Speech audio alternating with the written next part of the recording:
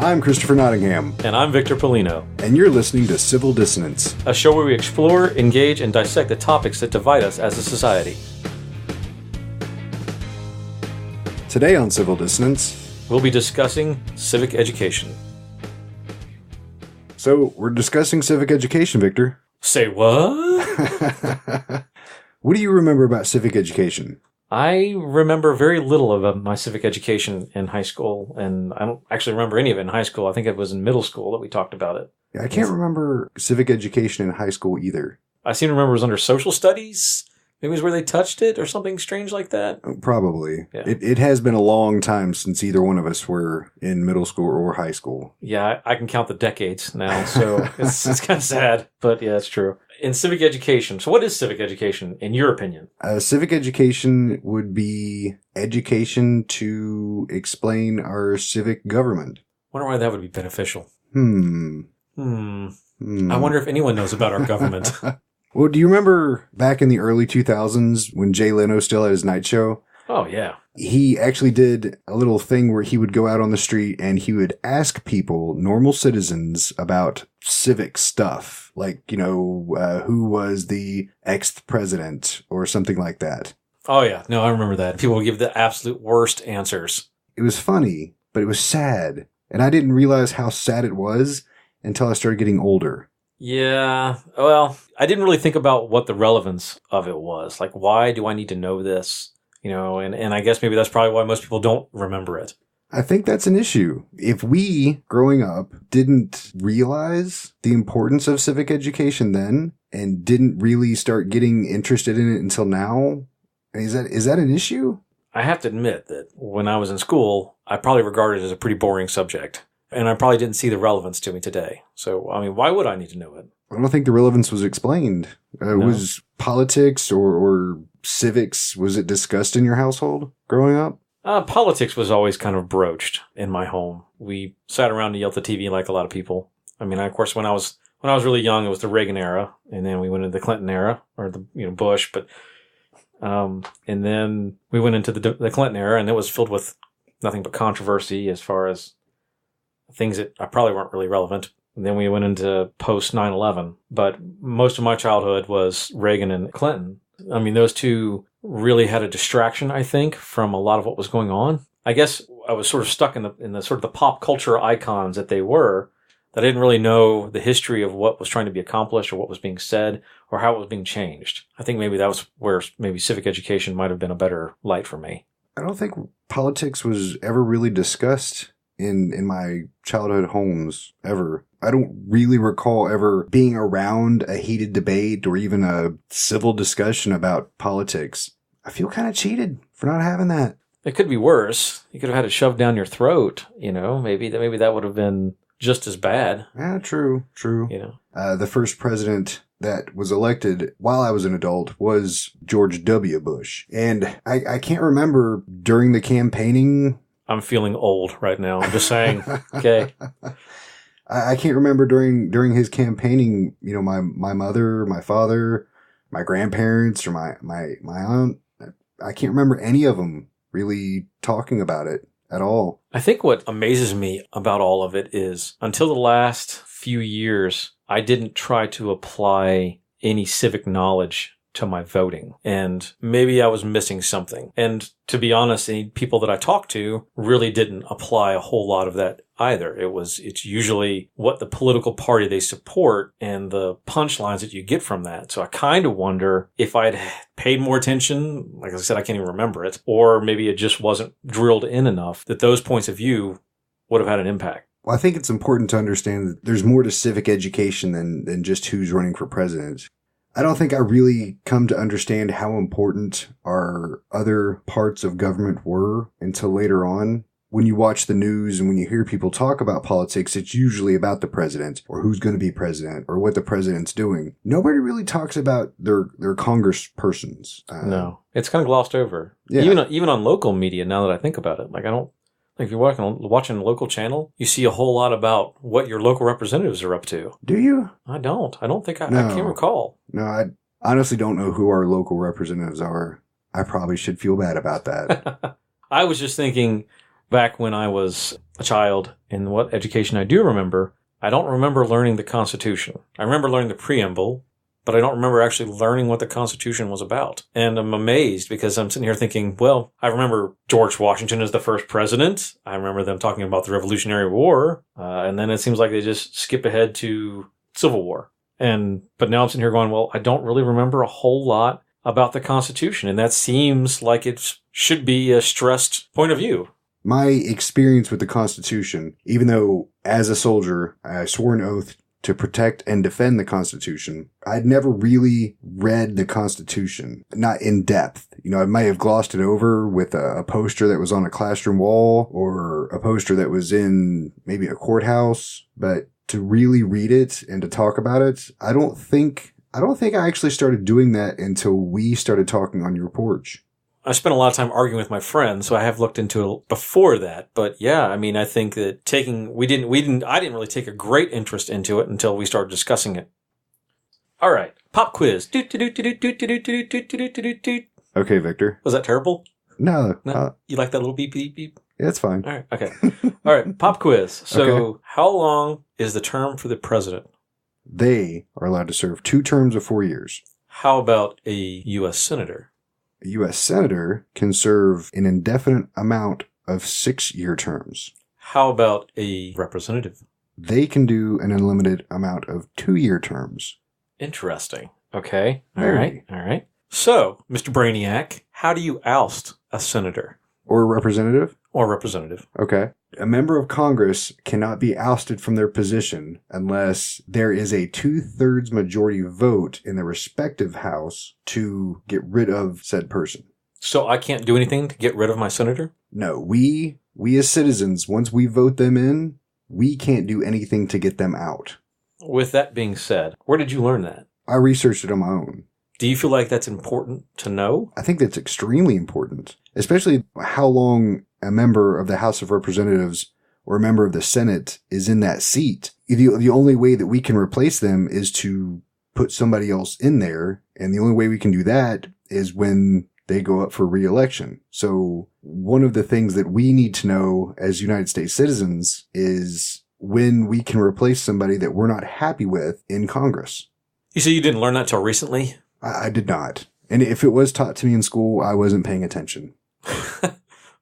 I'll just be honest. So maybe there's a problem with our civic educational process. I would imagine so. I wonder how we can solve that. Well, on the topic of civic education, perhaps we should go find somebody to educate us a little bit. Yeah, because clearly we are not educated enough. I think that's apparent. Yes. I think that's very apparent. All right. Bring on the brain. Let's do it.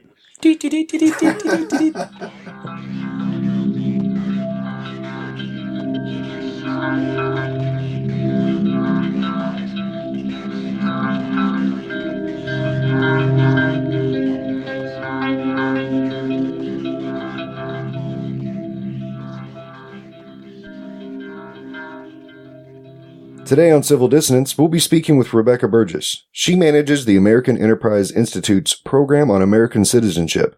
Before coming to AEI, Ms. Burgess served as the Director of Programs for External Affairs at Hillsdale College, where she was also the Deputy Editor of Imprimis. She has taught courses on American political theory and constitutional principles at Hillsdale College and the University of Dallas. She is also the author of Civic Education, Professional Development, The Lay of the Land, and a doctoral candidate at the University of Dallas. Welcome, Rebecca. Thank you. It's wonderful to be with you this evening. Can you tell us and our listeners a little bit more about yourself, other than what I've already mentioned? Something like, what do you like to do as a hobby? Reading many books, clearly.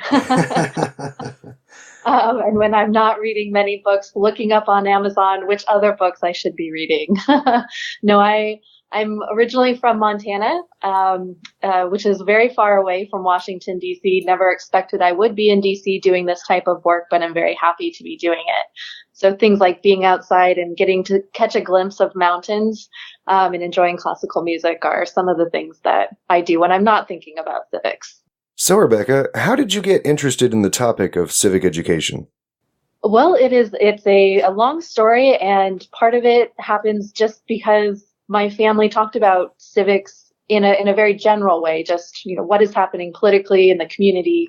My father was an Eagle Scout at one point, and my grandparents were very actively involved in thinking about, our country. And so that was just the discourse growing up. When I was in college, I started working in student life and kind of rapidly got more and more involved, was asked to join the professional staff, and ended up as the director of student life, of residence life. So students living on campus, you're kind of their point of contact. You have to make sure that they stay alive, for 4 years when they're not in the classroom. And that really opened my eyes to how federal policies and state policies and education policies can affect a very little thing, but that can have huge consequences for a student. And as I was doing that, I was going through grad school in politics and having to actually deal with the politics of a student, a parent, a teacher, and an administrator, and perhaps the federal government in, a small situation, really helped ground my education, if you will, in the real, as opposed to just very nice theories. I really saw how the laws that we either allow to happen, or the regulations we allow to happen, or that we kind of advocate for, can have a direct bearing on our life. So that just started a long process. I was teaching. Eventually I went to Hillsdale, and while I was at Hillsdale, my now colleague and boss, Gary Schmidt, who was working in the civic space, kind of plucked me from Hillsdale and said that I should be working in this area. And I thought, but I'm teaching politics already. And he said, no, there's this whole other thing. So I came to AEI at that point, and I've been doing it for the past 4 years. So I don't think that I mentioned it, but could you tell us a little bit more about the American Enterprise Institute? Yes, it's what they call a think tank, a public policy research institute in DC, that is dedicated to the competition of ideas. That's interesting. I did not know that. Yes. Can you tell us why civic education is beneficial to students? Well, that is an excellent question. And I would say, how is it not beneficial to students? So if we think of civic education as a very narrow thing, just learning dates and facts, so, dry, boring, what was the War of 1818 about, then it seems like it's kind of a trivial pursuit type of a thing, and maybe not half as important as someone like me who spends all my day working on it really thinks of. But civic education is how we learn how to be citizens in a self-governing system. It's not something that you're just infused with when you're born. You don't drink it in the water. It has to be a conscious thing. We're a nation founded on certain principles, and our institutions and way of governing and going about our life depends on a knowledge of those principles. If we don't have them, we are a large, diverse population. How do we know how we can communicate with each other about what our vision, our idea of government is, how we treat each other? How do we bridge very large differences of either substance, principle, or just custom? And that's what civic education traditionally understood was meant to help us with. Is that something that you had when you were in college or school ever? Did you go through a civics course? So I can't really remember having a dedicated civics class in high school. I'm from West Virginia, and in middle school, we have a class called West Virginia History, and I believe it deals with a little bit about the civic life in West Virginia. The only time I really remember having any actual American civics type course is when I was in high school going through junior ROTC. Oh, interesting. Well, not to say that I didn't have that class. It was a long time ago. Right. Is there a historical precedence from our framers on the importance of civic education? Absolutely. So you could just kind of pull out the quotes, and no doubt you've seen them around. So James Madison, for instance, he wrote famously that a people who mean to be their own governors must arm themselves with the power which knowledge gives, which means that if you're going to do, this type of governing, you have to know a lot of things, not just about government, but about self-control and that type of a thing. And he and Jefferson very famously, when he, in founding the University of Virginia, the point of that was that public education, the purpose of public education was to create citizens and to educate citizens in how to do this type of government. So he, of course, has many beautiful quotes about that. Washington, the whole cadre of founders, Daniel Webster, the Webster Dictionary. It's a slightly different endeavor, but that's a part of it too, is that there has to be a wide variety of knowledge that everyone has access to. If you believe truly that all men are created equal, then you have to give them access to an education so that they can participate in that same way with each other in the life of the nation. Yes, they were very adamant about a public education that was meant to have a public end. So that's something we've really gotten away from. We really emphasize over the past decades the private ends of education. It's for a career. It's for, bettering your own life, getting a better job, being happy. And it's not to say that those are bad goals or inferior goals, but the civic component of education, the public part of it, is also very important. We should remember that civic component when we think of the college and career part of it too. That's very interesting. Yeah. So, and there's another way, kind of to think about it, if referencing Jefferson, since I mentioned his name, is he said that citizenship requires not only civic knowledge, and he broke civic knowledge down into a few different things that I can get back to, but also the inculcation of sound civic habits and an informed attachment to the American regime and the principles of the Constitution. And he thought that was the actual object of education, to instruct the mass of our citizens in the rights, interests, and duties as men and as citizens. And so when he was talking about civic knowledge specifically, he broke that down into the identification of rights. And that's often what we think of it only as today, right? It's like, do you know your rights? And then protest if you feel your rights are violated. But he thought it was not just that aspect of it, but how to exercise with order and justice the rights that the citizen retains. And then how to choose with discretion the officials tasked with employing citizens' delegated rights. And he thought that all those three things, in addition with the civic habits and an informed attachment, what we sometimes call patriotism, that those were the big key pillars of what education is supposed to do and what it was that we need. So before the interview, Victor and I were talking, and he was telling me about Washington's final congressional speech that may have had something to do with the importance of civic education. Is there any truth to that? I'm sure there is. I can't remember his final congressional speech, but certainly in his farewell address to the nation, he mentions this.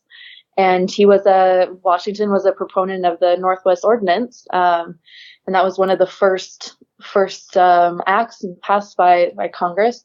And that specifically mentions the need for education. Actually, there is a mention for the need of religion also, which is really, really interesting. And of course, the Northwest Ordinance is the Ohio region, so it's not that far away from you. But something that civic education gives, and which Washington frequently talked about, is it gives us a sense of the common good. That there is something that is bigger than just my own personal interests. Maybe my personal interests are a part of the larger good, but that there is this sense that as a nation, we have to be beyond just our regional, economic, class, race, religious types of differences in order to be a healthy, functioning democracy. So if that was their intention, how do you feel that we've gotten away from that? Right. So that is a completely fair question. And I think that's one that many people still struggle with. The one kind of big obvious answer, or that's frequently noted, is that at a certain point, the idea of multiculturalism became predominant as a good in and of itself, that emphasizing sameness was not the way to go, and that didn't take into account the stories and narratives, of certain portions of our society that had not been allowed to fulfill or exercise their rights fully.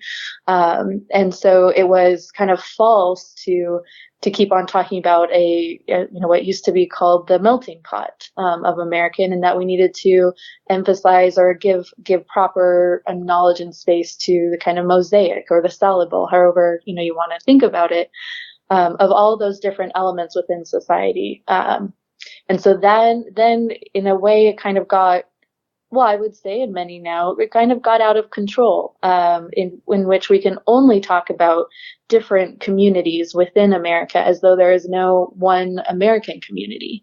And if you only emphasize the differences, that there are differences, what some have argued, Robert Pondisio is one, other sociologists, that it could be that by emphasizing only the differences, we've actually exacerbated our problem and made it less likely that people who think differently will be able to overcome that difference and think in a more public-spirited communal way.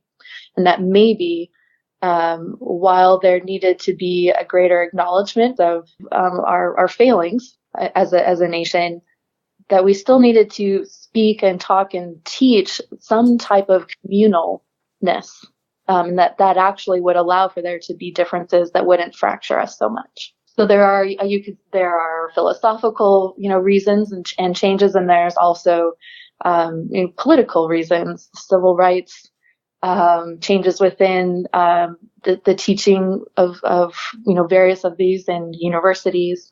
You could tie it to the 70s and just the general upheaval that was going on socially then. But civic education was definitely and has definitely been a victim of all of these types of things and just fallen by the wayside. And you could say in one way it stands to reason, because we have succeeded in America to a large extent so well that we've taken for granted what it was that got us there. We've taken for granted how easy it is to lose it if we don't constantly refresh in our minds what the principles are.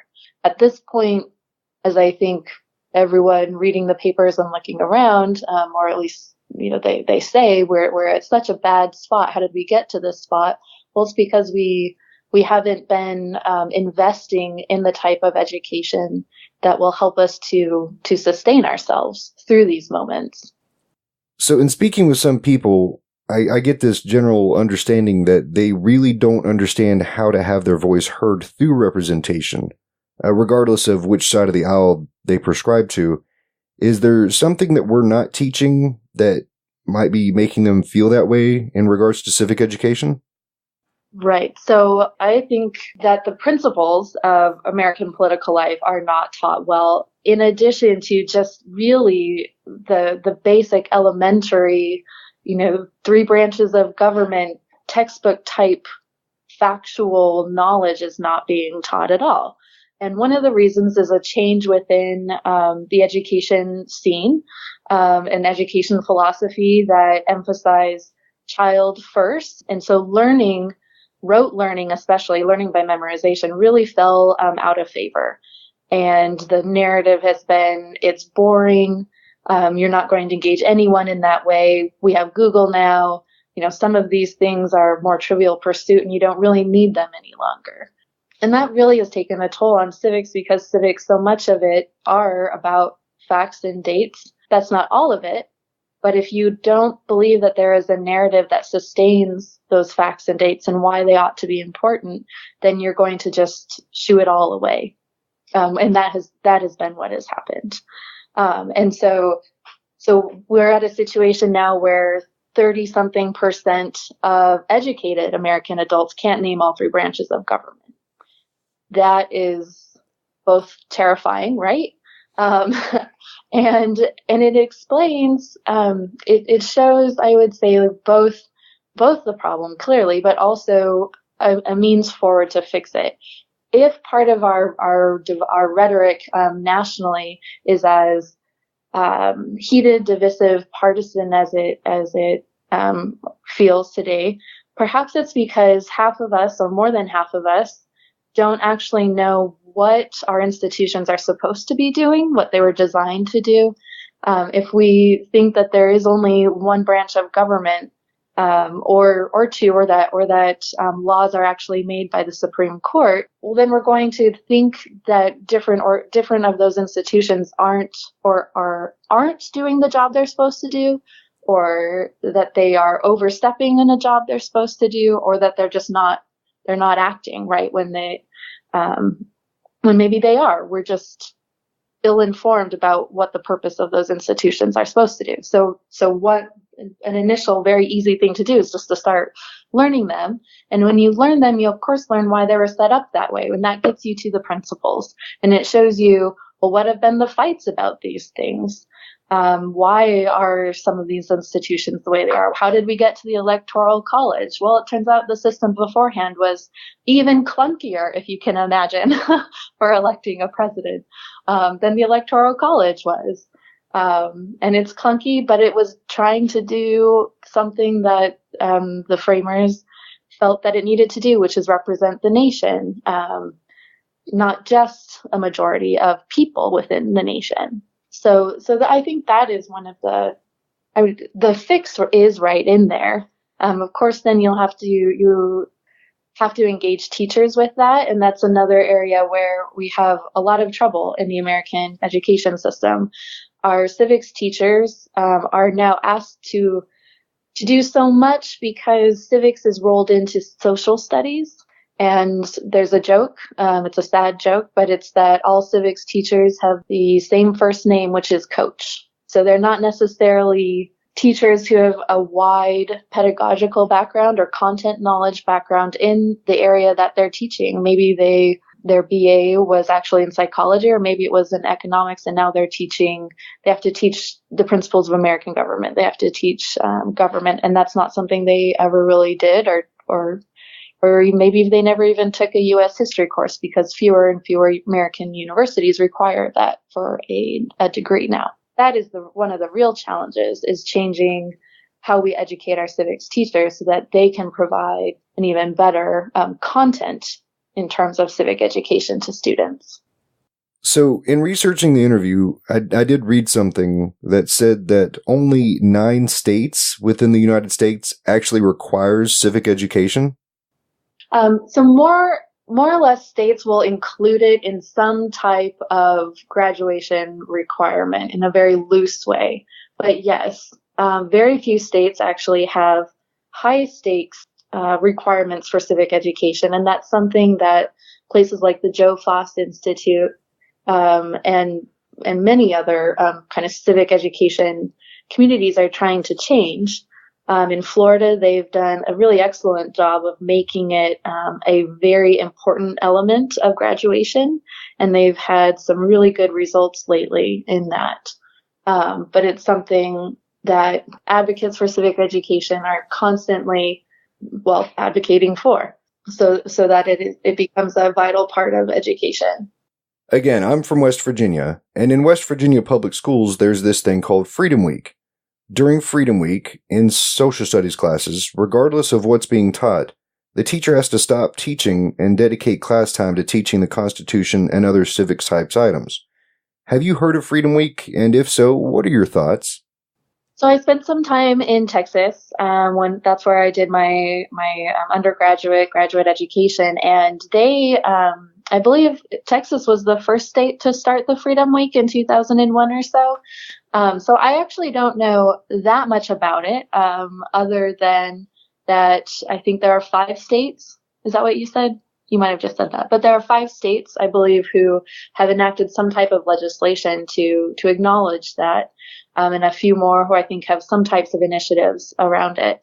Of course, I think it's an excellent thing. I think, one, it's of course sad that they had to enact a type of law for teachers to either feel impelled or to even want to, or to feel like they could discuss things like this.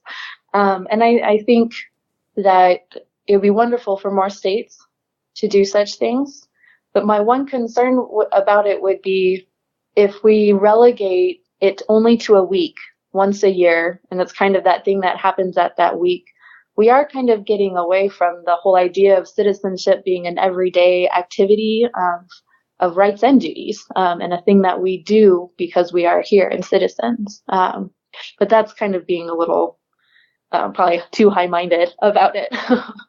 But I think it's a great idea. The more people who read the Constitution and have an idea of how it came to be, who read that preamble and understand it. This goes back to your other question about how people feel they have no idea how to get their representatives to represent them. well, reading the Constitution is a good way of figuring out like how it is supposed to work, how you can unelect a person and elect a new person in their place. And that's a really great way of saying that you disagreed with the person who went before, that they did not reflect your views.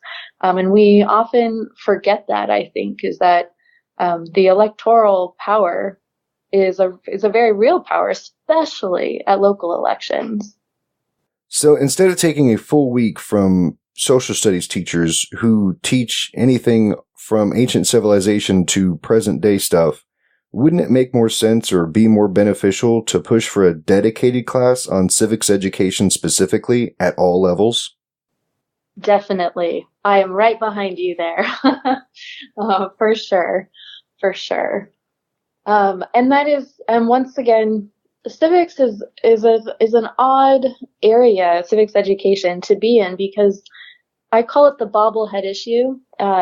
Everyone, when you talk to them, for 5 or 10 minutes, maybe even an hour, they nod very rigorously at you, and with their full attention and say, yes, this is the most important thing. And then they move right along, because you don't really get TV time for talking about civics education. It's a hard win to score, if you will. It's not sexy, to put it just plainly, because it's about a long-term effort. And you don't see it play out in exactly the same way as, a win on other types of legislation. But that's precisely, of course, why it is so important, and why a moment like right now, is exciting and a little nerve-wracking for those of us who have been trying to advocate for civics education, because right now people are more civically aware in terms of wondering how we got to this point. Many are looking at various ways of trying to re-engage with politics, which gives us in the civic education community a big demand. We need to do something now, because now, while people are more interested in it, if we can't make it sticky, if we can't get traction now, then whenever can we? So maybe we need to formulate our argument better, or maybe we need to be a little bit more aggressive in reaching the right people for it. Or maybe it's a matter of just simply reminding everyone that civic education is something that we actually consciously have to set out to do, that it's not just something that we're, once again, going to pick up by drinking the water and just by being here in America. So that's where, coming and talking to politicians about the need for civic education and reminding them that it's an important element. Maybe they themselves could use a little civic education, just saying, and getting parents involved in noticing that their children in schools aren't being taught very much civically, that the civics teachers aren't being given very many resources compared to others in the school. There's a big imbalance between STEM teachers and the resources thrown at STEM and civics, and that's not to bash STEM. But it's just to show that as federal attention and money go, so also does private funding. And so the opportunities that exist for STEM teachers simply don't exist for civics teachers. And so if you're a teacher and you're looking ahead, at this, are you really going to want to be a civics teacher? It's really hard to be a civics teacher right now. So those are some of the types of policies that help or hinder the civics education movement. Some of my friends have children that attend private schools, and when speaking to their children, I get the impression that they're receiving more civic education than children that attend public schools. Do you think that this is an issue with public education policy, that students at private schools receive more civic education than at public schools? So actually, it's a really, really good question. In 2010, my program at AEI did the first ever survey of civics education teachers across the nation. And it was public, private, religious, non-religious, you name it. We really tried to get a snapshot of how civics education teachers thought about teaching civics in their schools. And it turned out that between public and private, as you just mentioned, public school teachers felt much more confident in teaching civics, and that their students walked away with basically adequate knowledge from their civics classes. And public school teachers were much less likely to feel that way. And one of the reasons was the support that teachers are not given. Public school teachers, are of course open to a barrage of demands, and perhaps rightly so. But if they feel lambasted on all sides and that their principal is not behind them, they are much less likely to want to broach what can be seen as controversial topic and could be seen as a partisan issue than they might in a private school setting. And so, yes, I think that one of the needs then, if you will, for the public education teacher is that they need strong principals who support them in teaching what is a very difficult topic if you want to make it relevant to today, or if your students are going to ask you about current issues. You have to be confident that you can you as the teacher have to be confident you can present the issues in a fair way, and nonpartisan way. But you also have to know that your principal and school districts, frankly, are going to go behind you in that approach. And one of the ways that public school teachers can do that is through getting increased professional development. And, there's seminars and all sorts of things that help teachers understand how to present material better in these situations. And once again, frankly, many of those civics teachers are not able to avail themselves of those opportunities. That's really interesting. I'm going to have to look up that report. The next question, Rebecca, is something that Victor and I have had a lot of conversations about, and it's something that we feel is increasingly confused in today's society. Can you tell us and our listeners the difference between patriotism and nationalism? Well, that is, I think if I could answer it really well, maybe I would have the Nobel Peace Prize. That would be wonderful. I think there's an easy oversimplistic answer, perhaps if we were doing let's write an essay on this type of a question. And then there's the little bit more complex one. And the easy answer is that the difference between patriotism and nationalism, if we understand it as ethnic nationalism, prizes, the blood and soil type of allegiances. So your nation, your allegiance to your nation, or your connection with it is the nation, right or wrong. It is, you are who you are because you were born here, and it's attached to this soil. Whereas patriotism, the difference, I would say, in that is an informed attachment to the principles leading that inform your community, your country, your government. And an educated patriotism leads you away from nationalism, whereas nationalism is a very raw state, basically. If that makes any sense. I think we want to say that the easiest way to understand is that nationalism is bad and patriotism is good. But in looking at nationalism and patriotism and talking about patriotism and a love for your country and a desire to invest in it and to perpetuate its institutions, and that there is a love there, then we're talking about an emotion. And that attachment is also something that is a part of nationalism. And so one helpful way I've heard it described, and that I think about it, is there is a spectrum of love for country. And on that spectrum, there's informed patriotism. And on one very far end, there's the nationalism that is exclusive, that sees no other difference. And because there are those informing elements of it that belong to love and reverence, which are emotions, that there is a connection between both of them.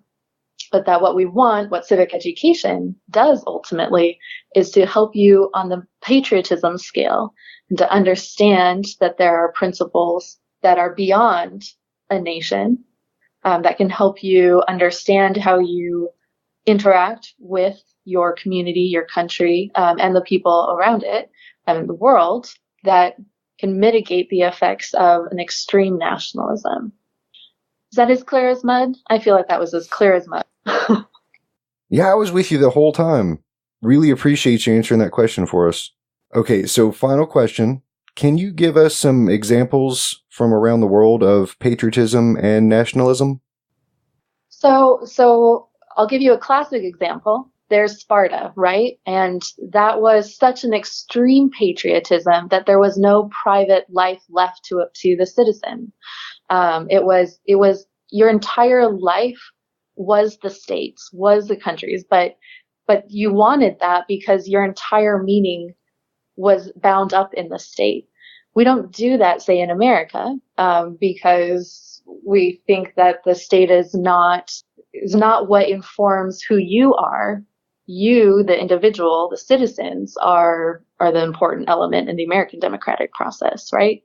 Of course, the famous example of extreme nationalism is Nazi Germany. And most of our conversations, I think, currently, when we get worried and we're nervous about nationalism, that is what is always in the background. A hopeful example is most Americans, most often throughout our history of a good patriotism. But there are, of course, wonderful patriots in Britain and Canada and Australia and France who have loved their country and who have fought for it. You can talk about the soldiers in World War I in France who, the famous Taxi of the Marne story, where the taxi drivers were ferrying people out to the Marne Valley to defend their country. But in America, we hope that the informed patriotism is something that is influenced by principles of the American experiment, Declaration of Independence, and the Constitution, and informed by our history, men like Lincoln, who spoke beautifully of what a patriotism is supposed to do and to help us with to heal the nation's wounds,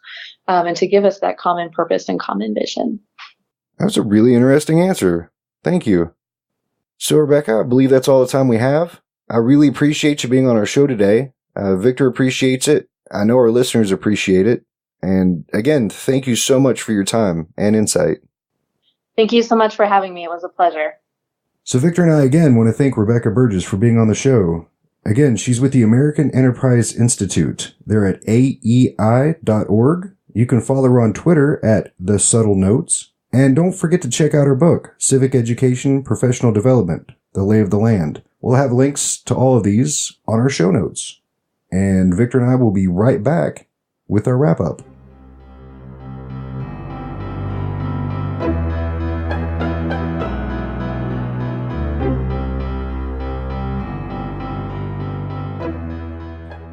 If you like what you hear, you can help us out by funding our efforts and keeping the show ad-free. You can do that by visiting our Patreon page at patreon.com/civildissonance or by following the link on our website and in the show notes.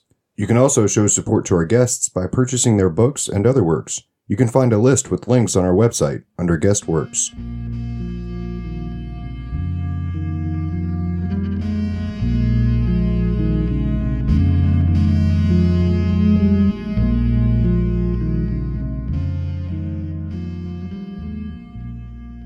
I have a confession to make. A confession, Victor? I'm feeling betrayed. How are you feeling betrayed? Well, I feel betrayed because I don't feel like Schoolhouse Rocks gave me all the civic education that I need to have in my life. Well, what I find troubling is that the only civics education you got was from the Saturday morning cartoons. Wait, there was more? Well, there should have been more. Oh, well, I don't know. I mean, what is civic education? I guess that's what I'm wondering, because, I thought it was just about a little piece of paper singing about how he became a law. The bill. He was just a bill. But I think there was something more. I mean, I think one of the things I took away from this is, how do we define civic education? How do we define civic education? Well, civic education is actually defined by our framers, by our founding fathers. They were pretty adamant about civic education and what civic education meant. And I think Miss Burgess did a very good job of explaining that to us. Do you remember what she said about it? I believe she said that civic education is about how we become good citizens. Yeah. So civic education, or the whole purpose of public education, our public schools, was to develop us as more informed citizens. Public education, as she said, was meant to have a public end so that we would be more informed, more active, more knowledgeable about how to participate in this government that is a self-governed government. We really don't do our job then, participating in government. No, especially if we're blaming Schoolhouse Rocks. Just me. I'm just the one blaming Schoolhouse Rocks. Oh, okay. I kind of feel the same way, Victor. I'm not putting the blame on Schoolhouse Rocks. I'm not going to put the blame completely on public schools, but I do feel that through my educational experience from kindergarten through high school, I don't feel like civics education was really given the importance that it deserves. I don't think that it was giving the attention that it deserved. I don't remember it being emphasized enough. No, one of the things that she spoke about was a narrative of the American history, if you will, and I think maybe that's lost in the explanation. So it does, whatever was there was just sort of dropped flat. So I can barely remember any of my civic education. So in regards to civic education, one of the things in my military career that I found very interesting was upon reporting to one of my units that I was assigned to, when I met the commander for the first time, he pulls out a pocket version of the Constitution and he hands it to me and he tells me to keep it with me, to know it, to learn it, because that is what I swore to defend. That really stuck with me. Did you ever think about it that way before? After taking the oath, I never really gave it another thought. Sadly, it's not something that we really talk about. You know, once you take the oath, we don't really talk about the Constitution or the fact that we're supposed to support and defend the Constitution against all enemies, foreign and domestic. We don't really talk about it anymore. It makes you wonder how many people who take the oath know about the Constitution before they get there. Do they know what they're actually saying? I think that's an issue with the lack of civic education in our educational system. We're not teaching the principles of the Constitution. We're not dedicating time to it. Or the historical context that brought us there. Yeah, which is part of civic education. You know, understanding, as Miss Burgess put it, you know, the dates, the reasons why certain things are the way they are. During our interview, we talked a little bit about Freedom Week. Oh, yes. Yeah. So you have a daughter in school, in middle school, and she had participated in Freedom Week. And Miss Burgess was supportive of Freedom Week, but only because we don't have enough emphasis. We're not putting any importance on civic education. If civic education in our educational system wasn't so devalued, if we hadn't lost that desire to understand our government and how it works, we wouldn't have to take an entire week from every other subject to talk about the Constitution and civics type things. If we did civics education properly the way it is intended or was intended, we should have civics education in every step of our educational careers, from kindergarten through college. I gotta wonder what kids are taking out of just a week of civic education. You know, how much can they actually possibly glean? It's like a civics education doorbuster cell. Yeah. This week and this week only, we're going to give you everything you need to know about the Constitution. I was just sitting here thinking, well, you know, it's like, hey, you should know this because you're an American citizen. You know, you should know this stuff. But the downside is we're only going to give you a few drops of it every now and then. You're going to dehydrate and die before you ever get to participate in this country. So with that being said, Victor, I was looking on the U.S. Citizenship and Immigration Services website. And on that website, it talks about citizenship rights and responsibilities, which is something that Miss Burgess and I had discussed during our interview. Can you, Victor, as a natural-born citizen, tell me what your rights and responsibilities are as a United States citizen? I cannot. Can you? Well, why can't you? You drink the water. I do drink the water. You were born here. Well, that's right, because I'm endowed with a natural sense. So apparently we're not, and it should be understood that we're not. On the website, and this is the United States Citizenship and Immigration Services website, they say that our rights as a citizen. So this is what the website says, that persons coming into the United States from other countries who want to be United States citizens, this is what they are expected to know. And this is the actual government site. Yes. So under the rights column, we have the freedom to express yourself, the freedom to worship as you wish, the right to a prompt, fair trial by jury, right to vote in elections for public officials, right to apply for federal employment requiring U.S. citizenship, the right to run for elected office, freedom to pursue life, liberty, and the pursuit of happiness. That's under the rights column. Under the responsibilities column, Wait. No one said anything about responsibilities. you have responsibilities as a United States citizen. Dang it. All right, let's hear them. I know. Let's hear them. So under the responsibilities column, you have the responsibility to support and defend the Constitution. You have the responsibility to stay informed of issues affecting your community. You also have the responsibility to participate in the democratic process. Like voting?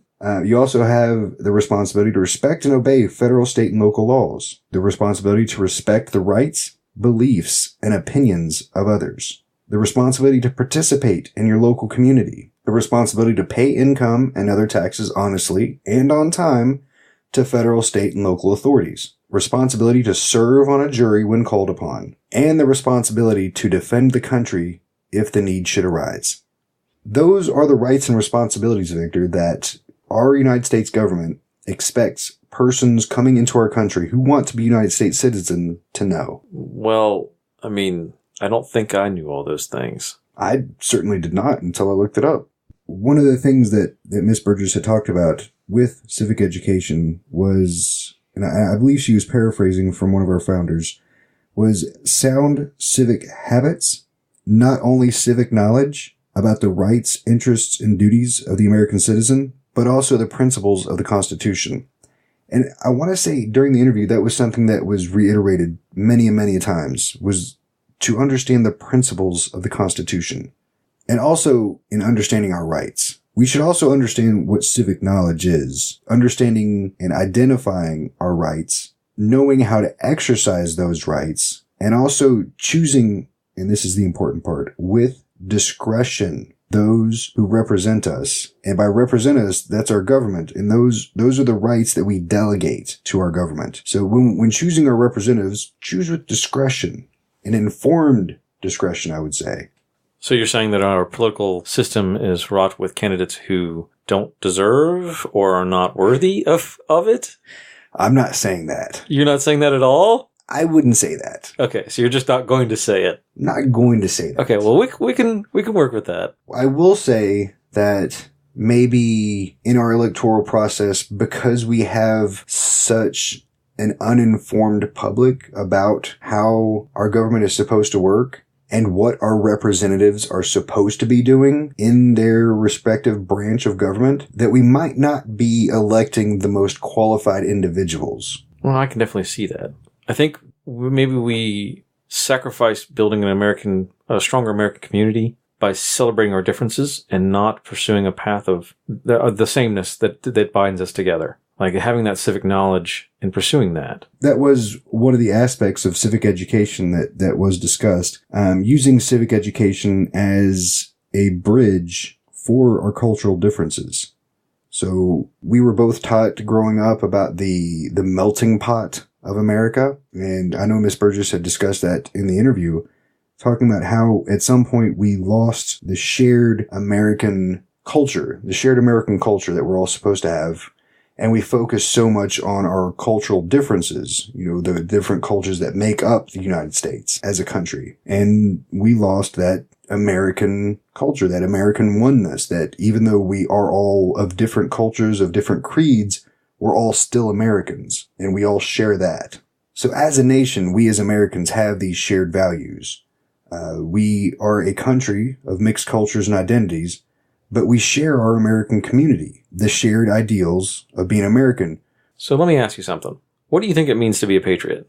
So we had this discussion before, and there was my pre-interview knowledge of what it meant to be a patriot, and then there was my post-interview knowledge of what it means to be a patriot. And not only with the interview, but from the interview, it inspired us to do a little bit more research, to read some more stuff. Now, my understanding of being a patriot is to be an informed citizen, to know how your government is supposed to work, to be a part of it. Yeah, I think being a patriot is just participating in your government. It doesn't necessarily mean you have to door everything that it does, but you have to take a responsibility and a part in that government and in that process, because really you're the government. Yeah. The American government is a self-governing government. We govern ourselves. You mean we the people? We the people. With that, with patriotism in mind, it can take on many different forms. Well, it can be the guy standing for the national anthem. It can be the guy waving the flag. It can be a guy taking a knee. To me, those are all patriots. She spoke about the spectrum, right? She did mention the spectrum, and in the spectrum, there was the informed patriot. So that was somebody who understood, who was educated in the civic life and the way the government operated, the ins and outs of it. And then there was the nationalist, who probably wasn't educated, except for what the state wanted them to know. So there was no questioning. It's like, this is how it is. This is the only way it is. That's it. So if we had the civic education system set up the way it should be, we would be the informed patriots. Yes, and that was one of the things that she said was a way to defeat the nationalist mindset, was through education, through civic education, becoming an informed patriot. So becoming an informed patriot will keep a person from becoming a nationalist. So how do we do that? So this is my opinion, and this is what I've come up with from, my research that I did after the interview and from the interview. So I think for us to have a good civic education system, it has to be nonpartisan, it has to be factual, and it has to explain to us about how our government operates and why it operates the way that it does. And I think having an understanding about that, having a good civic education will help us sustain our government, which I think is one of the purposes. But it will also teach us how to keep our government accountable, how we, the citizens, can hold our branches of government accountable for their actions by understanding what they're supposed to be doing. By learning all of the functions of government. Yeah. Yeah. Yeah. One of the things I scribbled down during the interview was this little line that says, education has been directed away from a civic component. That's something that we need to drive back. But I think we're a long way off right now from that. I agree. Until we can get our Department of Education, both at the local, state, and federal levels, to understand the importance of civic education and to put more emphasis on it, to give us a dedicated class, as it should be, throughout our educational careers, we're going to have to take it upon ourselves as citizens, as family members, and educate each other. So at the very beginning of the interview, one of the things she said to us was that she discussed civics with her family to stay informed. And I think maybe that's where we have to head until we can bring civic education to where it needs to be in the public forum. Yeah. So if you're a mother, father, sister, brother, aunt, uncle, grandfather, grandmother, yeah, or great-grandparents, or even with your friends, we need to discuss these things. Neighbors. Me and you. Neighbors. Trying to figure it out. And sometimes painfully. And educate ourselves. We need to do our research. Yeah, because it's not just about children right now. I mean, I think we all are in need of the education that we missed. There's a definite frustration throughout the country. It's a bipartisan frustration that stems from a lack of knowledge on how our government works. All right, so get out there, learn something new, test your neighbors. They deserve it sometimes. Share it with your neighbors. Yes, get involved. Get informed. Much better.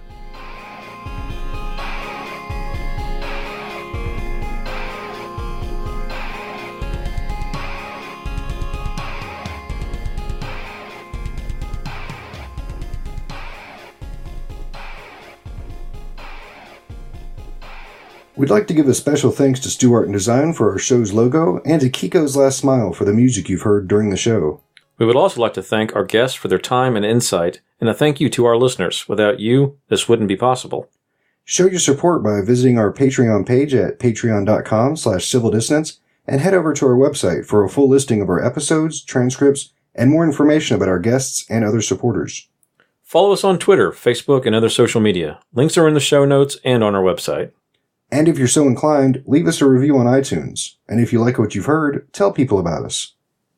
I'm Christopher Nottingham. And I'm Victor Polino. And you've been listening to Civil Dissonance, a Pro Thoughts production. Now go out and start a conversation. Not too bad. I like it.